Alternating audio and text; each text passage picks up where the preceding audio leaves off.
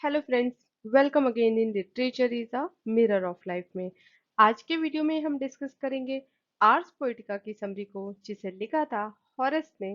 So let's start. So friends, Horace ये एक Roman poet थे, सटायरिस्ट थे और क्रिटिक थे। He was born in 65 BC and died in 8 BC। दोस्तों, इस टाइम पीरियड में जो किंग रूल कर रहे थे, रोम में रूल कर रहे थे, उनका नाम था ऑगस्टस सीजर। और इस वजह से इस एज का नाम पड़ा ऑगस्टन एज। और इस एज को हम ओरिजिनल ऑगस्टन एज के नाम से भी जानते हैं। वो इसलिए क्योंकि 17th और 18th सेंचुरी के टाइम पीरियड को भी हम ऑगस्टन एज के नाम से ही जानते हैं। और वो टाइम पीरियड अलेक्जेंडर पोप और ड्राइडन का था। ये ओरिजिनल ऑगस्टन एज शुरू हुई थी 43 बीसी से और खत्म हुई थी 18 एडी में। इसकी शुरुआत होती है ग्रीक एम्पायर के फॉल से। ग्रीक एम्पायर का फॉल होने के बाद नॉलेज का पूरा फोकस वो एथेंस से शिफ्ट होकर रोम आ चुका था। और ग्रीक एम्पायर के फॉल की जो सबसे बड़ी वजह थी वो थी एरिस्टोटल द ग्रेट फिलोसोफर की death, Alexander the great warrior की डेथ और डिमोस्थेनेस द ग्रेट ओरेटर की डेथ। इन तीनों की ही डेथ एक साल के अंदर हो गई थी, जिसके बाद ग्रीक एम्पायर का फॉल हो गया था और सारा फोकस एथेंस से शिफ्ट होकर रोम आ गया। किंग ऑगस्टस सीजर के फर्स्ट रोमन एम्परर बनने के बाद रोम में आर्ट बहुत तेजी से फ्लरिश करने लगा, क्योंकि ये आर्ट के बहुत बड़े लवर थे और उस टाइम पर कोई वॉर भी नहीं लड़ी जा रही थी, तो लोग काफी तेजी से लिटरेचर की तरफ अट्रैक्ट हो रहे थे। और उस वक्त लोग अपने नेशन के लिए काफी इमोशनल भी हो रहे थे, जिसकी वजह से हमें राइटर्स के वर्क में, उस टाइम के राइटर्स के वर्क में नेशनलिज्म भी देखने को मिलता है।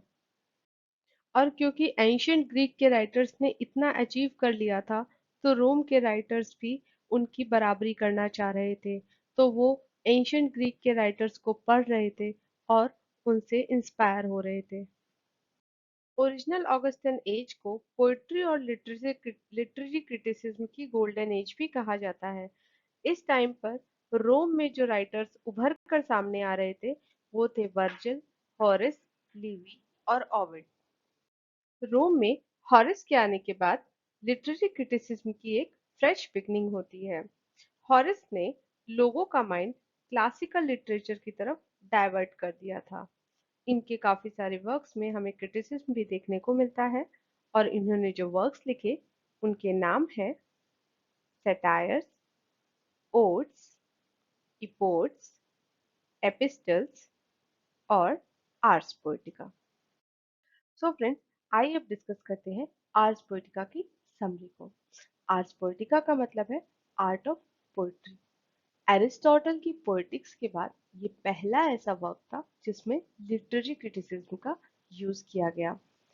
इस वर्क को लगभग अराउंड 19 बीसी के आसपास लिखा गया होगा, ऐसा माना जाता है।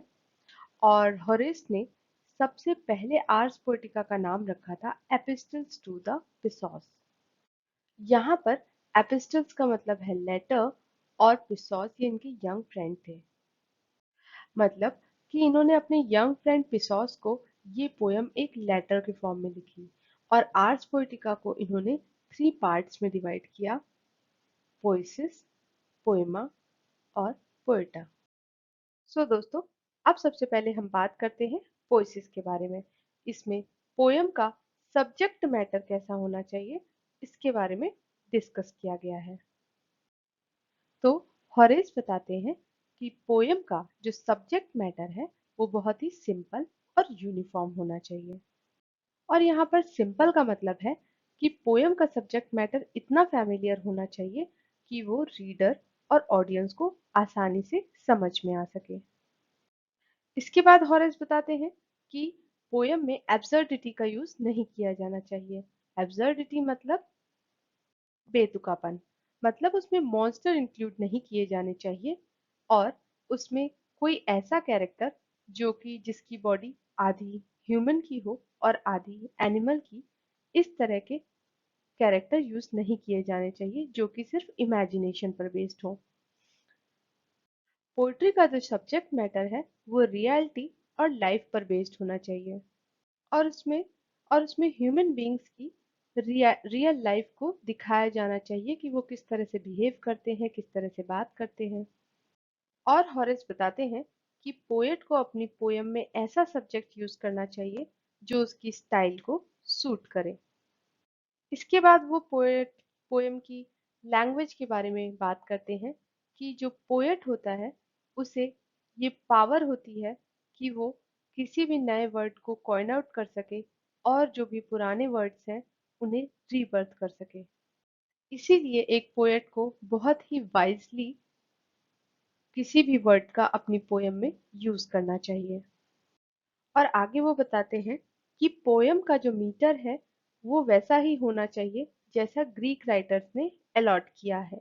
मतलब कि एपिक पोइट्री में आयम्बिक हेक्सामीटर का यूज किया जाना चाहिए।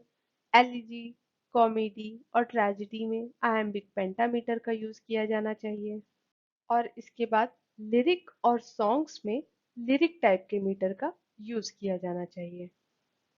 और हॉरेस के अकॉर्डिंग हर पोएट को इन सभी रूल्स का यूज करना चाहिए। आर्स पोएटिका के सेकंड पार्ट में पोएमा के बारे में बात की गई है। इसमें किसी भी पोएम का फॉर्म कैसा होना चाहिए इसके बारे में बात किया गया है। फॉर्म मतलब किसी भी प्ले का प्लॉट, उसमें जो कैरेक्टर यूज किए जा रहे हैं और उसका ड्रामेटिक स्टाइल कैसा होना चाहिए इसके बारे में डिस्कस किया गया है। सबसे पहले प्लॉट की बात करते हैं तो हॉरेस के अकॉर्डिंग किसी भी प्ले का प्लॉट इतना फैमिलियर होना चाहिए कि वो रीडर को आसानी से समझ में आ सके। और अगर वो उसमें कोई नई चीज ऐड कर रहा है तो उसमें बहुत ही स्किलफुली उसे ऐड करना चाहिए। राइटर को अगर अपने प्ले में कोई न्यू थीम इन्वेंट करनी है तो उसके पास ग्रेट स्किल्स होनी चाहिए। अगर पोएट कोई ओल्ड स्टोरी अपने प्ले में यूज कर रहा है तो उसे सारी ही उस ओल्ड स्टोरी की डिटेल अपने प्ले में यूज नहीं करनी चाहिए। अपनी तरफ से भी कुछ नई चीजें ऐड कर देनी चाहिए जिससे कि वो एब्सर्डिटी से बच सके। हॉरिस के अकॉर्डिंग कभी भी ट्रेजेडी को कॉमेडी के साथ मिक्स नहीं करना चाहिए और कभी कॉमेडी को ट्रेजेडी के साथ मिक्स नहीं करना चाहिए। हॉरेस के अकॉर्डिंग किसी भी प्ले की जो शुरुआत होती है उसमें लैंग्वेज जो है वो बहुत सिंपल और स्ट्रेट फॉरवर्ड यूज की जानी चाहिए। अननेसेसरी डिटेल्स ऐड नहीं की जानी चाहिए।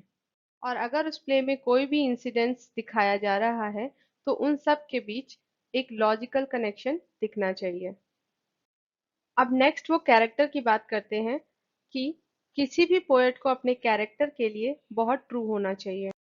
सो हर एक कैरेक्टर में अपनी एक ट्रेडिशनल क्वालिटीज होती हैं।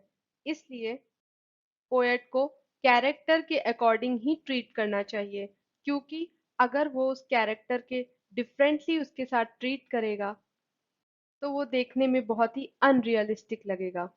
जैसे कि अगर वो कोई बच्चे का कैरेक्टर दिखा रहा है तो वो बच्चा बहुत ही जल्दी गुस्सा हो जाने वाला और उस बहुत ही जल्दी शांत हो जाने वाला होना चाहिए। अगर किसी यंग बॉय का कैरेक्टर दिखाया जा रहा है तो उसके अंदर प्लेइंग स्पिरिट और पैशनेट टाइप का होना चाहिए। अगर किसी मैन का कैरेक्टर दिखाया जा रहा है तो उसे बिजी और बिजनेसमैन टाइप का दिखाया जाना चाहिए। और अगर किसी ओल्ड मैन के कैरेक्टर को दिखाया जा रहा है तो उसको थोड़ा क्रिटिक टाइप का दिखाया जाना चाहिए। अब बात करते हैं ड्रामेटिक स्टाइल की।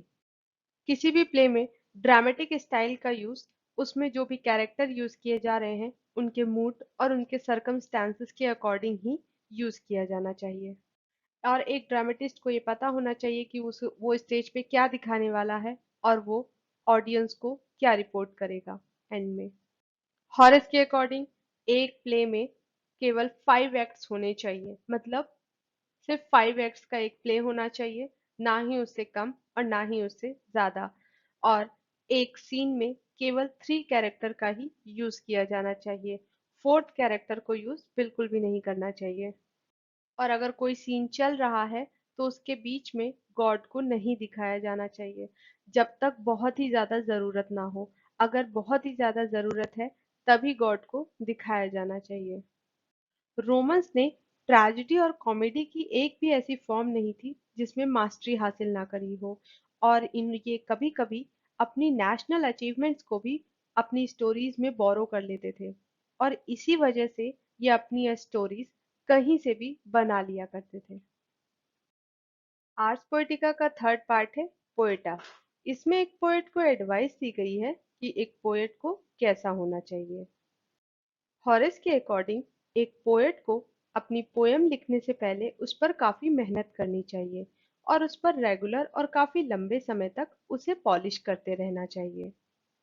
एक पोएट को लगभग 9 इयर्स तक अपनी पोयम को अपने पास रखना चाहिए और उसमें बार-बार रिवाइज करते रहना चाहिए और उसे करेक्शन उसमें करेक्शन करते रहने चाहिए जब तक कि वो उसकी आर्टिस्टिक एक्सीलेंस तक ना पहुंच जाए। और उसके बाद उसे किसी इंटेलिजेंट पर्सन को अपनी पोयम को दिखाना चाहिए, उसकी एडवाइस लेनी चाहिए और अपनी पोयम को तब तक पब्लिश नहीं करना चाहिए जब तक कि वो फुल्ली सेटिस्फाइड ना हो जाए। एक पोएट को लोगों के मैनर को ऑब्जर्व करना आना चाहिए। उसे अपने वर्क के थ्रू लोगों को सिखाना चाहिए और लोगों को भी उसकी छोटी-छोटी गलतियों को अवॉइड करना चाहिए। हालांकि एक पोएट को कोशिश करनी चाहिए कि वो इन गलतियों से बचे। सो फ्रेंड्स, आपको आज का वीडियो कैसा लगा? अगर पसंद आया हो तो please like share and subscribe to my channel. मिलते हैं आपसे अगले वीडियो में। तब तक के लिए bye bye and take care.